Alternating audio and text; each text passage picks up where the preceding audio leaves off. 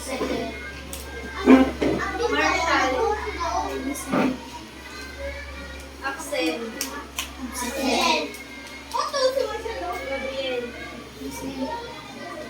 Layden Claude. Mark Eden. Maynard. Janding. Mateo. Janela. Alila Hill. Asia. Wala sa Asia. Ruben. Trisha.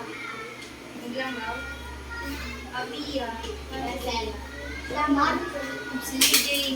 Maribel. Kain sa Axel, wala ka?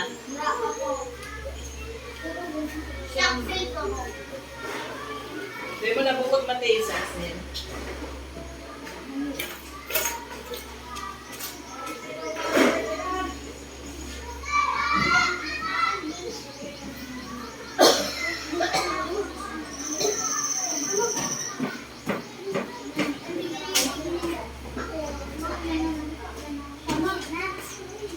Patuloy na ating talakayan ngayon.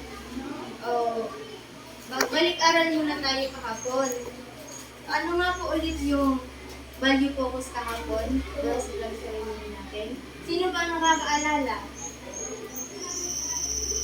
Nagsisimula sa letter P.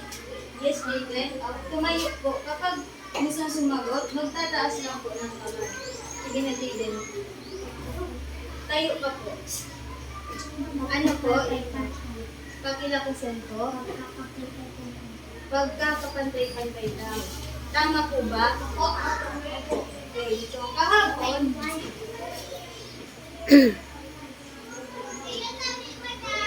ito yung value focus.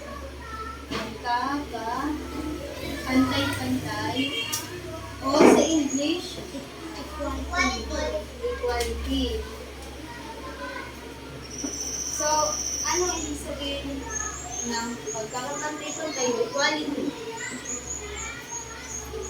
Paano ba ninyo pinapakita ang pagkakapantay-pantay?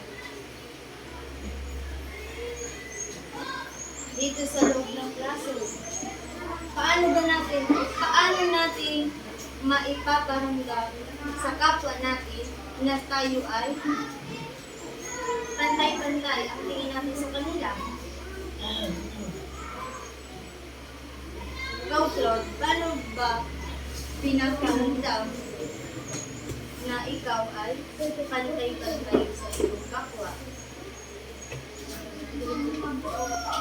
So, ano pa? Kapag mabuot ka, sa doon, may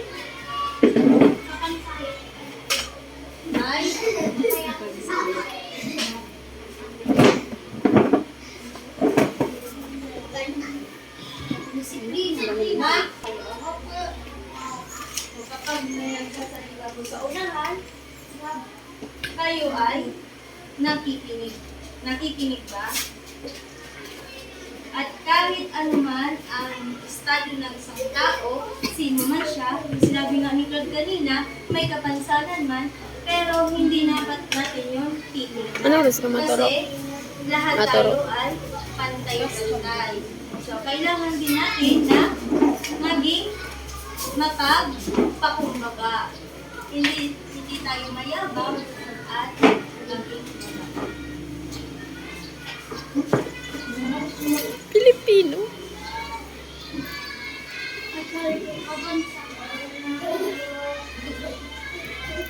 So ngayon, bago tayo magsimula, Wala ako, Dora. may papasalita na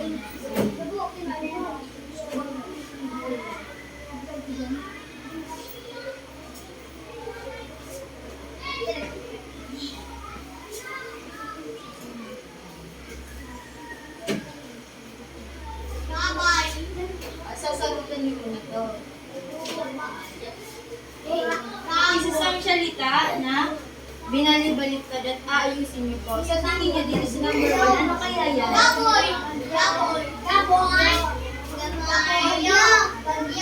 Bagyo, very good. Sino ang nagsagot ng bagyo? Si Bella. Sino pa? Ang sinabi ko, dabo. Sige, mamaya. Rambang ko. Yan pang ano ba? Lindol. Sino ang sumagot ng lindol? Si Claudine ba? Sige, titingnan natin mamaya. Number 3. Ano kaya yan? Sugo.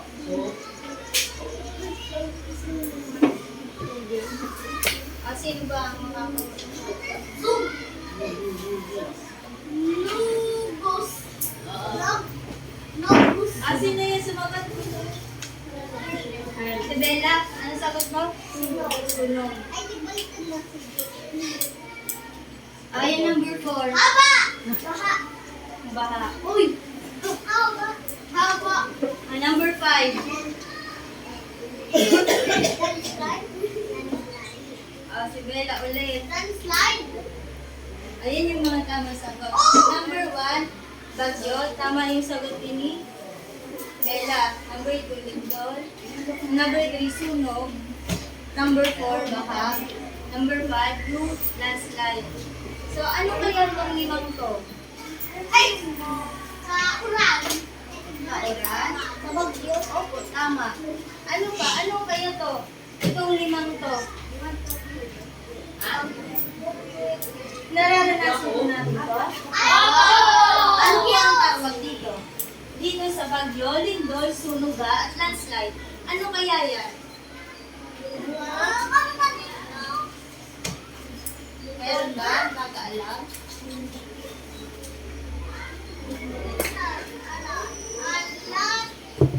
Anong tawag dito sa bagyo? Di ba kapag bumabagyo dito sa atin? Opo, tama, mga pangyayari. Pero yung pinaka tama pong sagot. Pinaka eksaktong tawag dito sa limang to. Distraction. Pwede kasi sila ay nakakapinsala. So ano ang tawag ko doon sa nakakapinsala? Lapit ka na, Claude. Kasi sabi mo distraction. Opo, tama yun. Kasi daw niya na madam. Pinundo ko. Hindi ko alam. Nabot ko sila pag-akisulat. Sige, sino po? B. Sa English yun. If it destroys, what's it? Natural calamities that destroys. O, kung nakakasira siya, ano ba siya? Alam niyo yung DRRM? Nandiyan sila kapag meron kayo.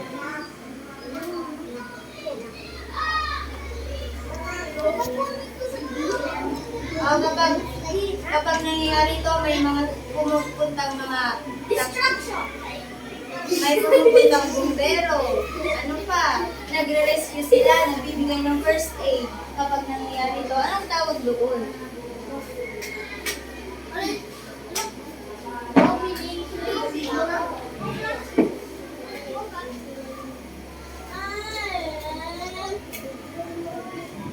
Ano, si Rita? Sige, Taylor. Take your time. Mag-isip lang ng ano. Kapag nangyayari yan, diba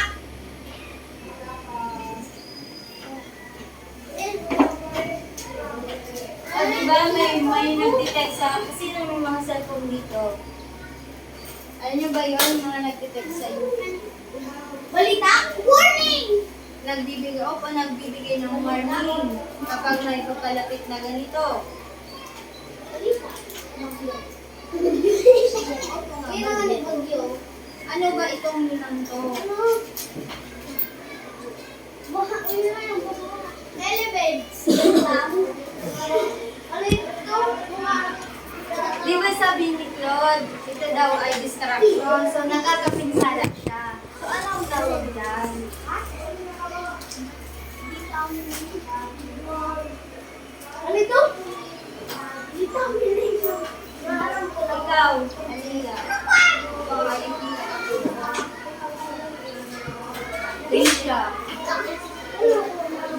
Monday. Nagagawa siya sa Tagalog sa S. Okay. Sa English naman, D. Denomination.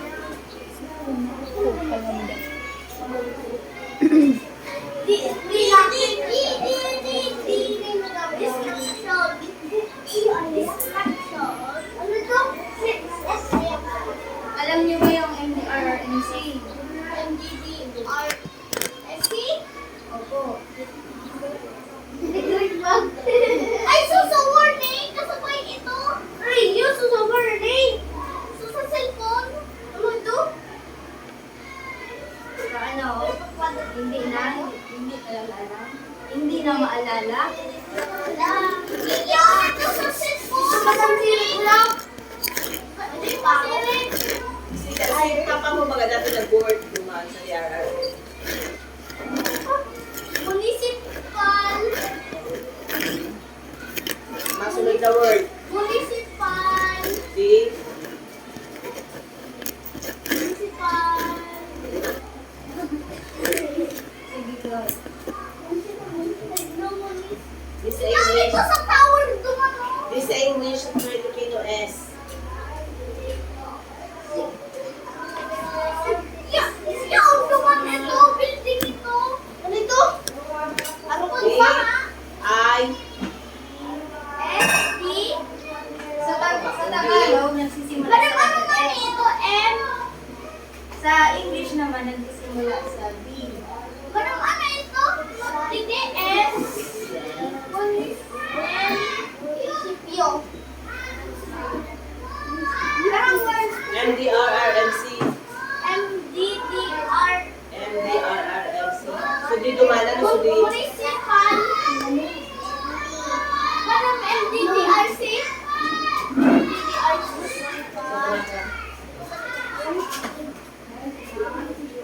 MDDRC. MDDRC. Ilagay mo na ang K ano. Ilagay mo ang K. K. Sa tao. Ilagay mo ng K. Duman sa Pilipino. Sa Pilipino, Sa tao. sa blanco mo, ilagay mo ng K. MDDRC. ano? Municipal. Diyan sa S mo. Sa Pag sulat tayo kay sa banda. Municipal. Ilagay din natin na. Denomination. Yan. Oh. Sika. Hindi ako bigyan. Sa. Ay, sa. Sakit. Sa.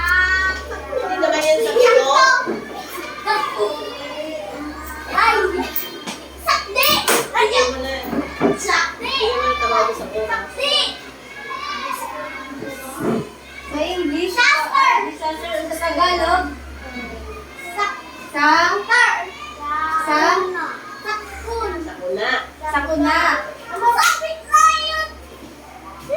Yun na, sorry. Ano nga ang tawag dito sa limang taon? Sakuna. Sakuna. Ano ko sa day? Kalamidad o disaster.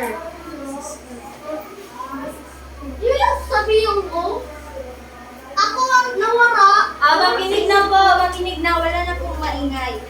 So dito, mayroon akong babasahin na isang kwento na may pamagat. Naku po. Handa na po bang makinig? Naku po. Madilim na naman ang langit. Halos hindi lumalabas ang araw. Bakit kaya?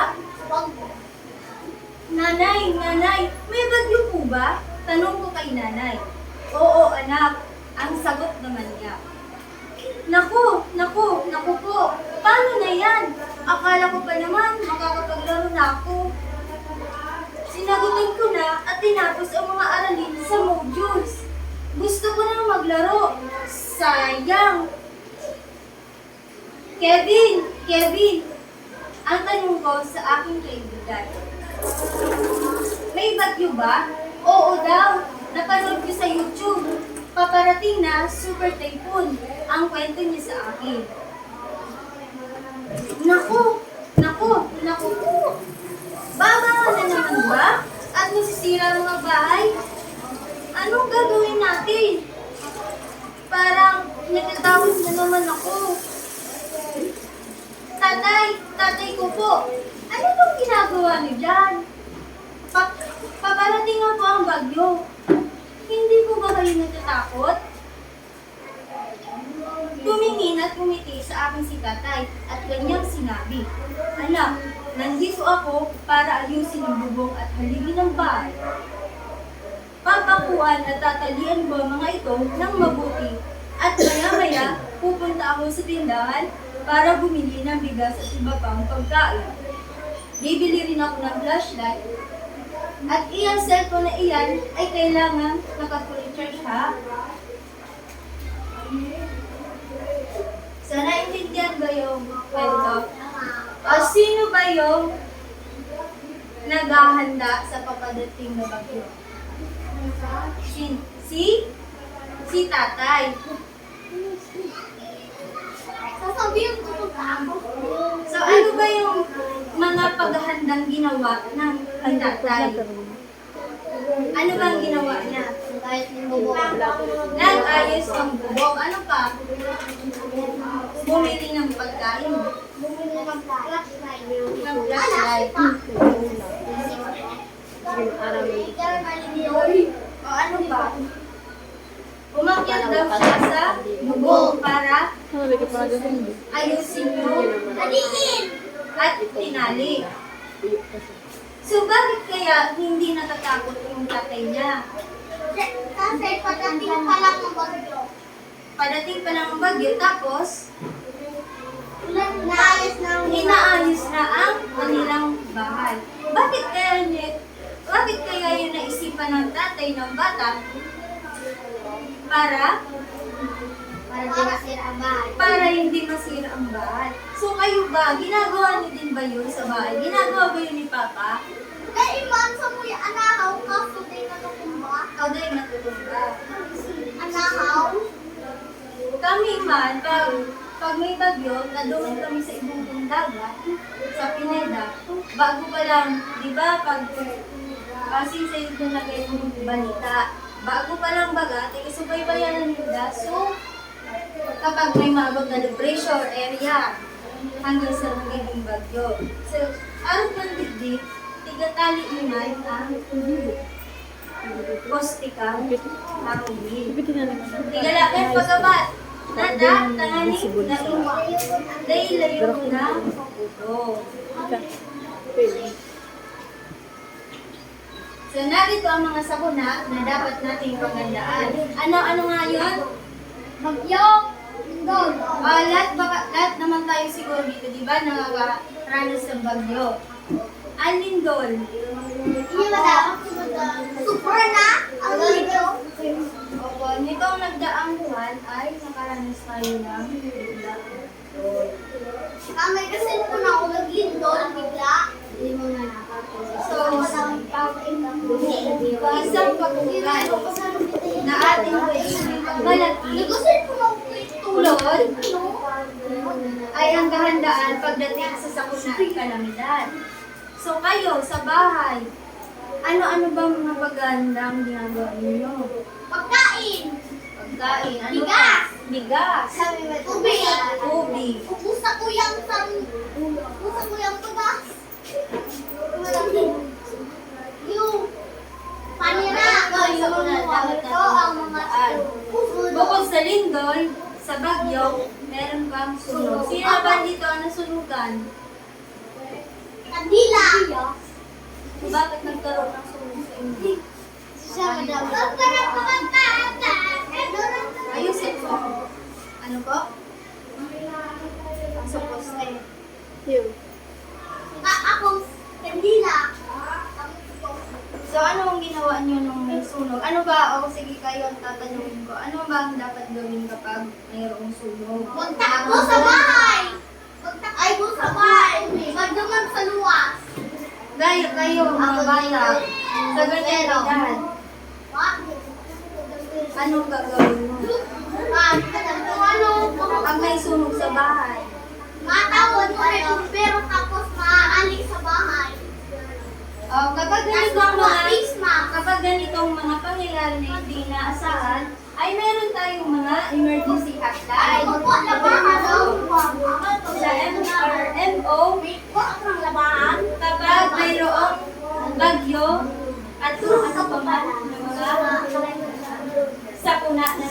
nangyari dito sa atin. Ito naman, na MSWDO. So, alam nyo ba yung DSWD? Opo. So, paano po ba sila nakakatulong kapag mayroong sakuna o kalamidad sa mga barangay? Ano bang itinutulong nila? Mga bigas. Tama, ano pa? Pagkain. Mga dilata. So, bukod sa DSWD o MSWDO, meron din tayong ahensya ng gobyerno na kung saan ay sila ang tagapangasiwa ng kapayapaan dito sa ating lugar. Sino nga ulit yun? Ano nga tawag sa kanila? Mga pulis. So, ang mga pulis po, kapag mayroong mga kalamidad, kagaya ng bagyo, ay nagre-rescue din po sila. Kasama nila yung MDTRNO. pwede din tanod. Kapag mayroong na aksidente o tinamaan, binagsakan ng malaking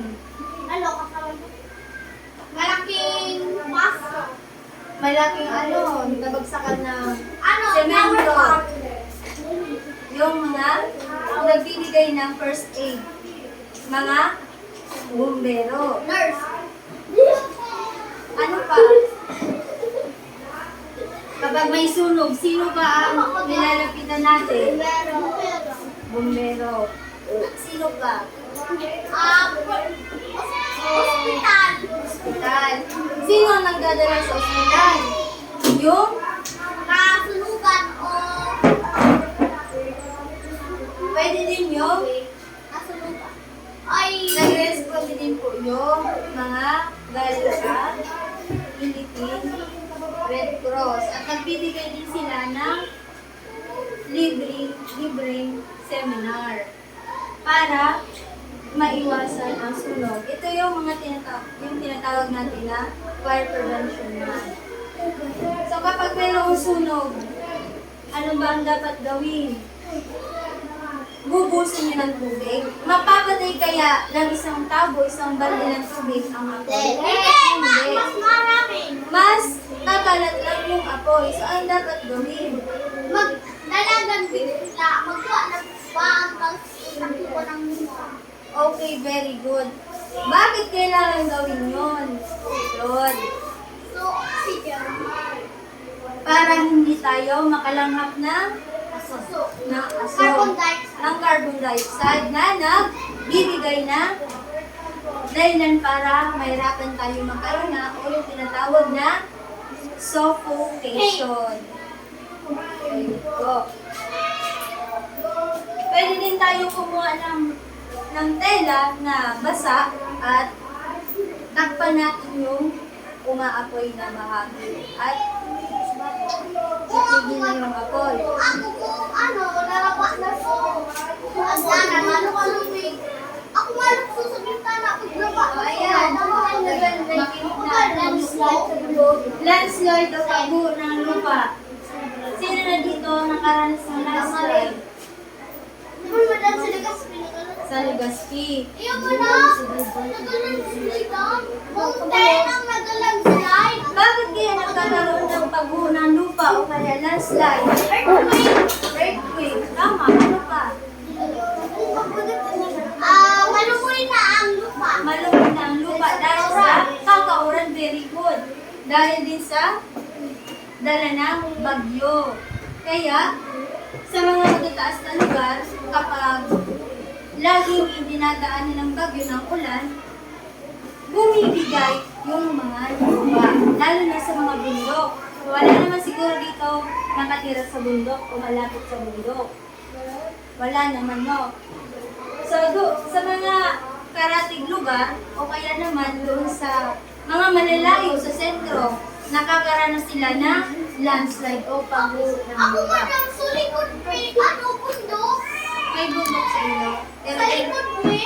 di mo yung landslide. Ako sa Rinsel. So, ano pa bukod sa landslide? Ano yan? Ano pang basa dito? Pa!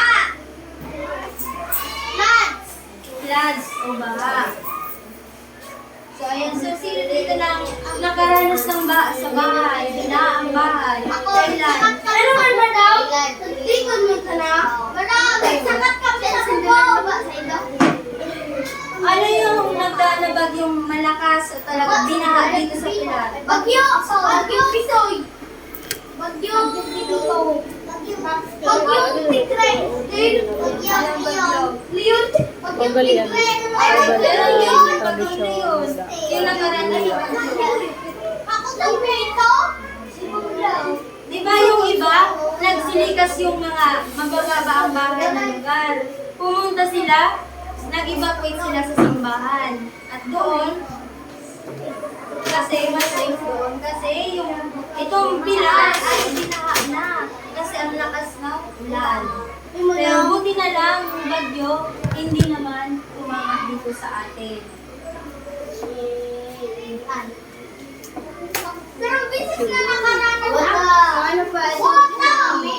Ano bang Yung pag-earthquake sa tubig, nag-a-ampre yan sa amin. namin kapag nagkakaroon ng earthquake lang ba kapag kapag yung may volcano din ba? So, vibration. Oo, nakaka-apekto siya. Kaya, saan ba yung volcan na yun kapag nagkakaroon siya ng lava o kaya ng magma, natatakot ang mga tao kasi may posibilidad daw na magkaroon ng tsunami. So kapag may mga malapit sa dagat, kapag may mga bagyo, pinapalikas sila kasi delikado. Baka magkaroon ng daluyong o yung tinatawag na storm surge. Yung sinasabi ni Claude na tumataas daw yung tubig. Yung mga nakatira sa coastal area, pinapalikas sila doon. Ay, nagaganan dyan sa tsunami. Opo, kasi nanununod sila. Itong buhawi, Tornado. tornado. Bakit yan nagkakaroon naman yan? Sa sobrang hangin. Sobrang hangin. Pwede. Laki. Napapalitan. So, delikado ba ito? Sige. Nakita niyo yung bayo, di ba? Dilipad. Sobrang delikado kaya. Ano kaya ang sanhi? Bakit ba nagkakaroon ng buhawi? Kapag malakas yung hangin at may 8 bagyo. pa sila. 9. So, narito yung mga paghahanda na dapat natin gawin. So, ano-ano ba yun? 2,000 ano ka? Hiling sa balita. Ayan, nakinig daw sa balita para sa kalagayan ng pamayanan. So, kapag di ba may bagyo, lagi naman nagbabalita sa TV at radyo. So, 24 hours silang nakatutok doon para ma-monitor yung lagay ng panahon. At kung nasa na yung mata ng bagyo, o ano bang mga lugar ang maapektuhan nito. So, napaka-importante na nakikinig tayo ng balita para may para updated tayo sa mga nangyari. Utong tigaputan mo kung may mabakal ka nila. So, hindi lang sa radyo sa TV. Meron ngayon naglilibot sa mga barangay o nag-a-announce yung mga kagawad Yung na gaduman? Dito na yung kailangan ng lumitas kasi delikado na po ito. Nagbukalatulan. Bagyo. Kailangan nilang pumunta sa evacuation center bago pa tumama yung bagyo. Pangalawa, yan yung kanina, yung ginawa na tatay ng batang lalaki. At alas na sigara. Naayusin ang bahay at gawing matibay Kapadya po. pagdating sa Aling sakuna. tuturo ka? So, para hindi kayo mawala ng bahay Pero hindi ba o hindi nagpapakal si matuklap yung mga bubong Laika? o yung mga parte ng bahay nyo. Dapat, ayun, inaayos yung mga nakausling bako dapat pinupok nun para hindi na matanggal yung bubong na matanggal. Di ba nung nakikita niyo sa mga balita, yung mga bagyo, di ba? Nililipad na yung mga bahay at mga bahay. At yung mga pananim naman, habang maaga pa, sino dito may mga tanim na gulay sa bahay? Adam kamatis. Kapag kangkong pichay, kapag nakagyo, kamatis. Yan mga prone sa bagyo sa sobrang tubig. Kaya, bago pa man umulan, bago pa man dumating yung bagyo, dapat puno na o harvest na. Kasi, kapag dumating yung bagyo, hindi na natin yan mapapakinabangan. Malala pa. Paano pa? Ayan. Manatili sa bahay at ihanda ang paglikas kung kinakailangan. So kapag mayroong mga bagyo o masamang panahon, kapag sinabihan kayo ng kapitan nyo o ng mayor na maglikas na, maglilikas na kayo kasi para din naman yun sa kaligtasan nyo. Yung iba kasi, mga matitigas ang ulo. Ayaw talaga nilang iwan ng kanilang bahay kasi baka daw tangayin ng baha. Hindi nila iniisip na iniligtas muna nila yung buhay nila bago yung bahay. At kapag nabilikas naman, kapag kailangan talaga malis ng bahay, huwag na huwag yung kakalimutan ng mga alagang hayop nyo. Sino ba dito may mga alagang hayop? Sarong hayop! Sarong hayop! Sarong hayop! Sarong hayop! Ako na ito! So kapag mayroong mga kalamidad o masamang panahon, huwag din natin silang hahanap sa labas kasi kawawa naman sila. Kagaya natin, kailangan din nilang maligtas. So ayan, di ba nakita niyo? Kung nanonood kayo ng balita, di ba nakikita niyo doon yung mga nire-rescue mga aso sa baha?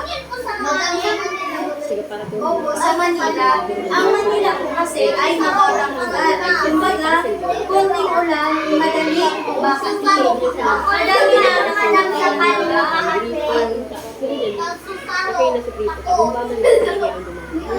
Ayan.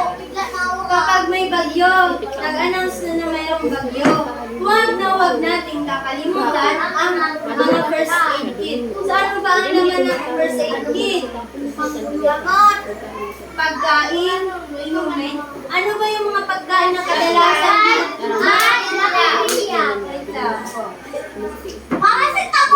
Yung mga pagkain muna, dapat yung madaling lutuin. Kasi kapag bagyo, hindi naman tayo pwedeng lumabas ng bahay kasi delikado sa labas. Mga opo, pwedeng pansit canton, mga pansit, bihon, ganyan, at mga gatas, kape, mga dilata. Kasi madali lang yan lutuin. At lalo-lalo na yung tubig.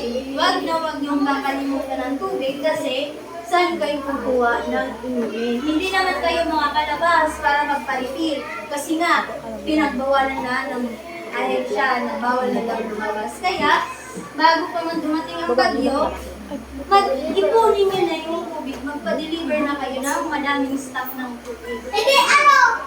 Hindi. Sanggatos ni Galon. At lalo na yung flashlight. Para pag nag-brown na, mayroon kayong ilaw. So, ayan. So, dapat kapag nag-brown out, diba? Laging nagpa-brown out dito sa atin. Kapag konting ulan lang, brown out agad, diba? So, dapat, habang may kuryente pa, ay mag-search na tayo at wag na muna natin gagamitin sa kung hindi naman importante. Kasi kailangan natin yun para meron tayong update sa panahon at sa mga kamag-anak natin, di ba? Lalo na kapag matindi yung bagyo. Ayan, sumunod sa payo at tuntunin ng barangay. So kapag dito sa mga buong barangay, kapag sinabihan na kayo na lumikas na o mag-evacuate na, kailangan yung sundin kasi sila lang din ang nahihirapan sa pag-rescue. Kapag dumating na yung bagyo, di ba? Madami na yung namamatay kasi hindi nila sinunod yung utos. Na para lang naman yun sa kanila. Dahil ang dahilan nila, ayaw na nilang iwan yung mga gamit. Yung mga importanteng gamit. Kagaya ng rice cooker, electric fan, yung mga ref, yung TV, yung aircon. Ngayon, wala na. Niligtas mo yung mga gamit, yung buhay mo naman yung kapalit Taylor. At mahalaga rin, pinaka-importante sa lahat, kapag mayroong mga kalamidad o bagyan, dapat natin gawin, mag-pray. Kasi, kahit anong mangyari kapag nag-pray tayo kay God, ay ililigtas niya tayo. So, ayan. Lagyan ng check kung ang larawan ay nagpapakita ng paghahanda sa anumang sakuna. At lagyan naman ng hegis kung hindi. Ayan. Ano ba yan? Check mo? Number 2. Nanonood ng balita. Number 3. Nagbabagyo na, nagkakawat pa ka mo. Bisyo yung kaluga ka, ML.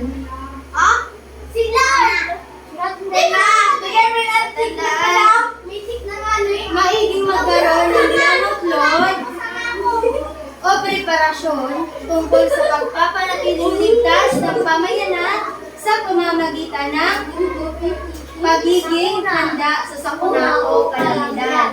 So yung sinasabi nga natin, prevention is better than cure. So mas maaga, mag-iingat na tayo para maiwasan natin ang anumang malaking pinsala o pwede pang mangyaring masama sa atin. Hindi lang sa atin, kundi sa mga kasamahan natin sa bahay. At kapag mayroong bagyo, huwag madaranta at laging maging alerto. O diba, hindi naman natin talaga may iwasan na hindi mag-alala o mataranta. Kapag nandiyan na yung bagyo, minsan hindi na natin alam kung ano ang gagawin natin. So, kailangan dapat maging kalmado lang tayo para makapag-isip tayo ng maayos. Gaya ng sunog. O kapag may sunog, diba, yung mga taong natataranta sila. Yung iba, hindi nila namamalayan, bit-bit na pala nila yung ref.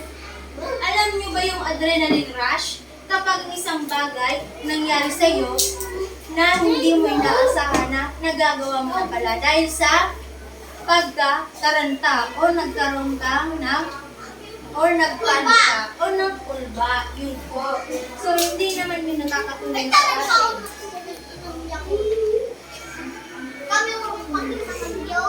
So, ayan. Kapag para magkaroon tayo ng preparasyon, ihanda natin ang mga kailangang kagamitan. Tulad ng radyo, tubig, flashlight, pagkain ng lata, yung mga first aid kit, Belad, Jaden, Taylor. Naintindihan mo ba? O, ano po yung sinabi ko po kanina? Pakibasa nga po. Sabay-sabay.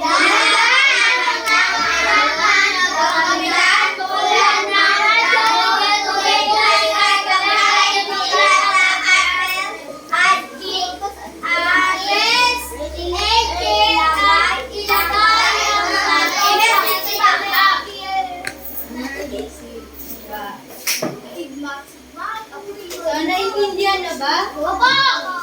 Ano nga yung mga, paano ba natin mapapanatiling ligtas ang pamayanan? Sa pamamagitan ng pagiging handa sa sakuna o kalamidad. So, kumuha na po ng notebook lang. Notebook.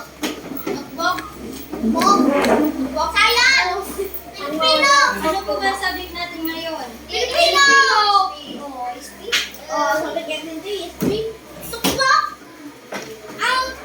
Ano yung sagot ka makinig?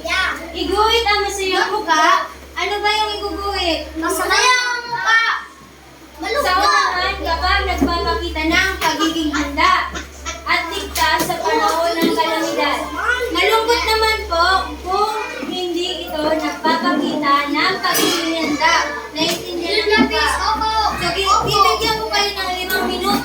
para sagutan yan. Alam ka na. Alam ka yan. Answer lang po. First time ko mag-ano. Ayun, nagawatapo ko lang. Iguguhit niyo lang yung masayang mura at malungkot na mukha. Number 1. If the world is ending, I wanna be there. Oh, yo. Sa excited. Wow. Kami, pag bagyo, live kami. Mga lyrics na balita and handa, wanna be like. Oh, bakit ganun ay? Ano po dapat ang ginagamit kapag nagsasagot? Ay, Samura! At sa Robin! Samura! Maupo lang po, maupo. Bawal po ano. Gulo.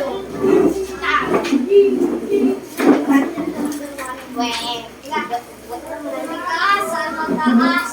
Salamat po. Salamat mataas. Salamat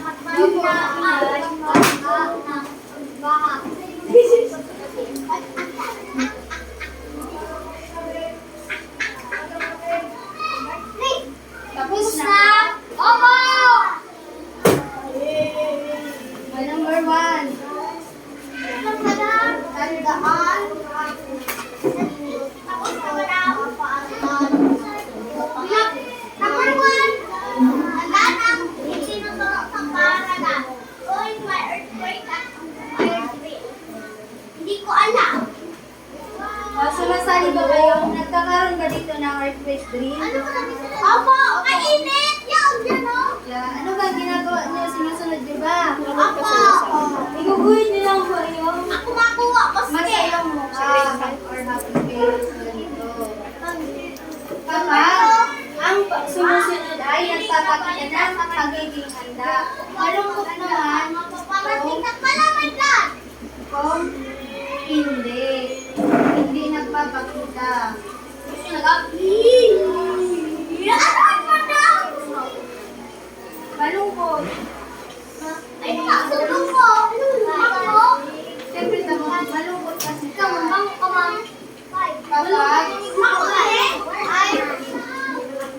Yung ay! Okay, yung karong! Karong! masayang mukha na malungkot.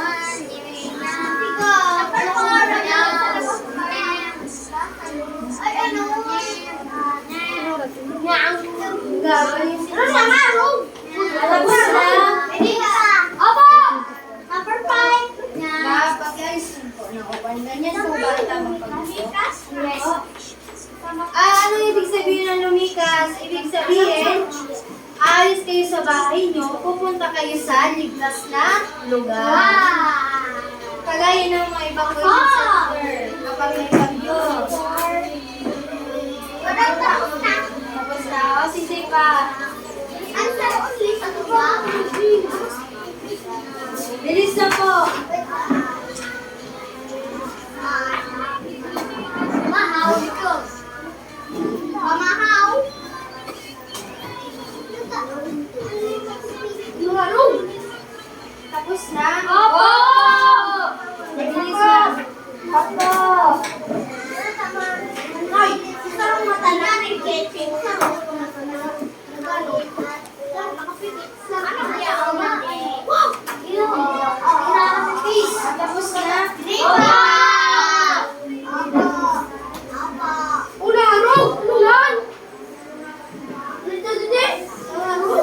Bawal magbasa. Pakiko! Lumikasi sa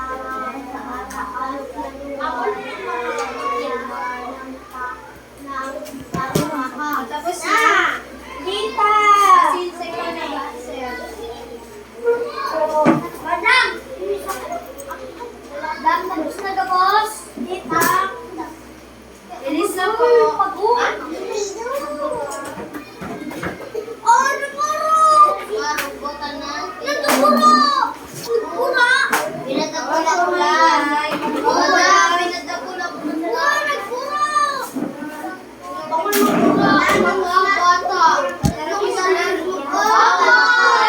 Ay, magpalitan ng papel. Chik, chik, ano pala? Oh, take yung upload. Anong pinadakulan? Yan, tamo nga. Nakipagpalitan na po ba ng papel? Hawan ko yun eh. Uy, hindi.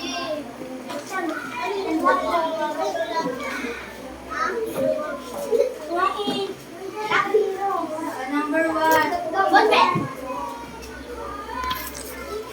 Ako na ballpen.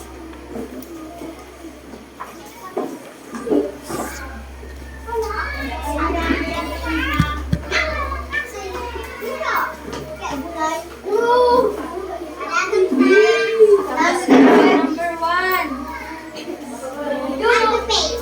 Pakibasa na po.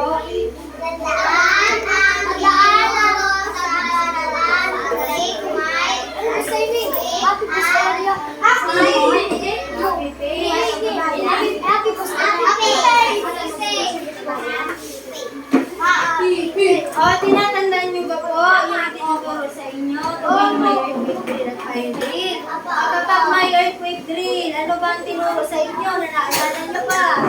Ano, pag tumakbas, takbo pa ng payo. Hindi, magtago sa lamisa. Opo, at kapag lalabas, dapat ang kamay nasa Ulo, takban mo pagsakan. baka mabagsakan. So, ano pa po? May tumo. Kapag may fire drill, nakaranas na ba kayo dito na mayroong nagturo sa inyo? May pumunta ba na bumbero dito para turuan kayo? Hindi. Hindi pa.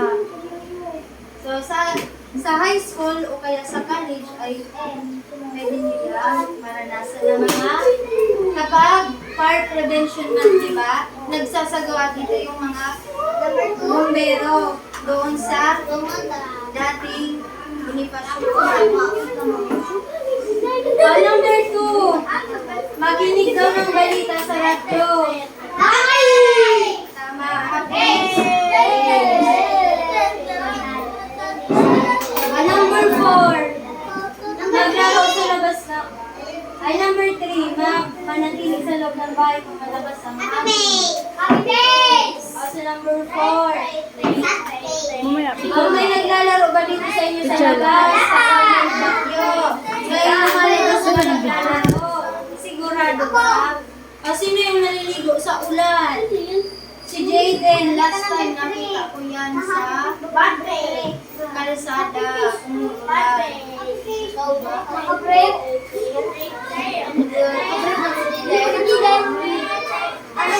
Tapos na, alipot na siya. Ayun, alipot na. sino ang nakakuha ng Sino ang nakakuha ng 5? Number 5. Lumikas sa mataas na lugar kung may baha, banta ng pagbaha. So, ano ba? Happy. Happy. O, sino ang nakakuha ng 5?